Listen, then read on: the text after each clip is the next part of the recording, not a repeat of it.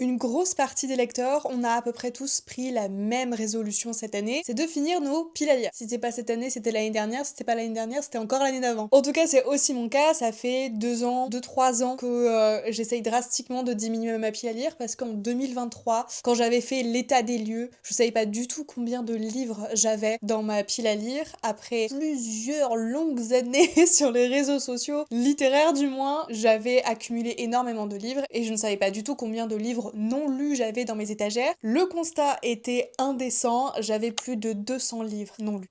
Énorme. Maintenant, plus de 2 ans et demi après, je me suis dit que ce serait bien de voir où j'en étais et je suis à, attention, petit roulement de tambour, 123 livres non lus. Ça a bien baissé quand même, mais on peut mieux faire, c'est vraiment une appréciation que j'avais l'habitude de voir sur mon bulletin scolaire. Et depuis 3 ans, en moyenne, je lis entre 90 et 120 livres. Donc théoriquement, si on prend toutes ces données, je suis censée pouvoir enfin obtenir le résultat que je veux, ne plus avoir de pile à lire, du moins très très peu. Mais cette théorie ne fonctionne pas très bien parce qu'il faudrait qu'il y ait aucun autre livre qui vienne dans mes étagères. Et vu comment le catalogue de cette année s'annonce chargé, ce sera tout simplement impossible. Mais en attendant, au lieu de scroller et de regarder cette vidéo, je pense qu'on pourrait tous et toutes continuer nos lectures.